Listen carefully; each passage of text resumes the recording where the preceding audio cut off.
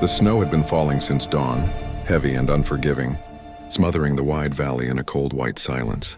Fence posts disappeared beneath drifts. Pine trees bowed under the weight, and the ranch lay still, as if the world itself had paused to endure the storm. Winter in these parts was never kind, but this day carried something darker, something final. Cole Mercer pulled his coat tighter as he walked the fence line. He had done this walk 1,000 times before, alone, just like he'd lived these past years. No family, no voices waiting at home, just the sound of boots in snow and memories. He kept buried deeper than the ground beneath him. That was when he heard it, a sound so faint he almost missed it. Please. Cole froze. The wind howled, but the sound came again, thin, trembling. A child's voice. His heart slammed against his ribs as he followed the sound toward the far fence. Snow fighting every step. When he reached it, his breath caught painfully in his chest. A little boy stood there, no more than 4 years old. Cheeks red with cold, eyes wide with fear. His hands were clasped tightly together like a prayer he didn't know how to finish. His clothes were thin, soaked, hopeless against the winter. Behind him, slumped against the wooden fence, lay a woman. She was barely conscious, snow clinging to her dress and hair. Her body limp as if the cold had already claimed her. One arm lay buried in snow, her breathing shallow and uneven. Cole dropped to his knees. Hey there, he said gently. Can you hear me? The boy looked up at him, lips trembling. Mama can't walk anymore, he whispered. The words struck deeper than the cold. Cole checked the woman's pulse. Weak, but there, alive, just barely. How long have you been here? Cole asked. The boy shook his head. She said we had to keep going. Then she fell. Cole exhaled slowly, fighting the tightness in his chest. The nearest town was miles away. No one survived that walk in a storm like this. You did good, he told the boy, wrapping his own coat around the child's shoulders. You're real brave. The boy nodded, though fear still shook him. Without hesitation, Cole lifted the woman into his arms. She weighed far too little. Hunger, exhaustion, and desperation had already taken their toll. Hold on to me, Cole told the boy. The child clutched Cole's coat as they turned toward the distant outline of the cabin, barely visible through the snow. Each step was agony. The wind howled. His arms burned. Snow dragged at his boots. But he did not stop. Mister? The boy whispered against his shoulder. Is Mama gonna die? Cole tightened his grip. Not today, he said. Not if I can help it. The cabin door flew open under Cole's boot. Warmth rushed out like a blessing.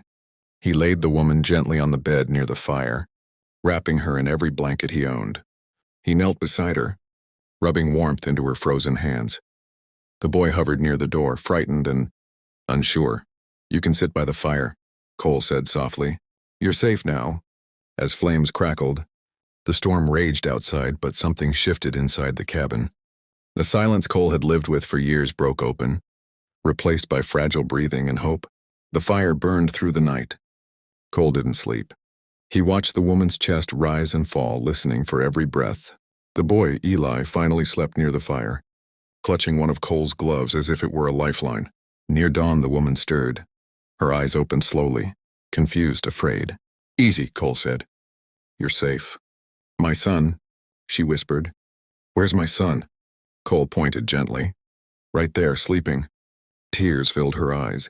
Thank you, she breathed. I didn't think anyone would find us. He found me, Cole said quietly. That kid's got courage.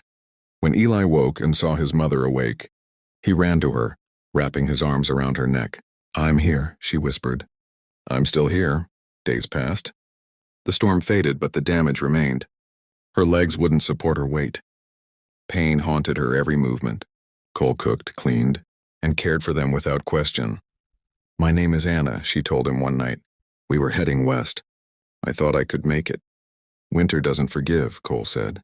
Neither does life, she replied. Her fever rose one night, and Cole stayed by her side, cooling her skin, feeding her water. Eli watched everything, afraid to sleep. Don't go, Mama, the boy whispered. I'm here, she promised. Something broke open inside Cole then. He had lived alone so long he'd forgotten what it felt like to care this deeply. You can stay, he said one evening, until you're strong. She looked at him, surprised.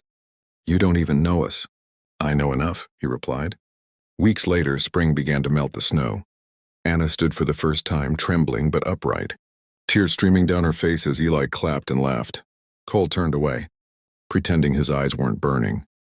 At the fence where it had all begun, Anna spoke quietly. "We should go," she said. Cole nodded, heart heavy. She hesitated. "Or we could stay. Sometimes destiny doesn't arrive loudly.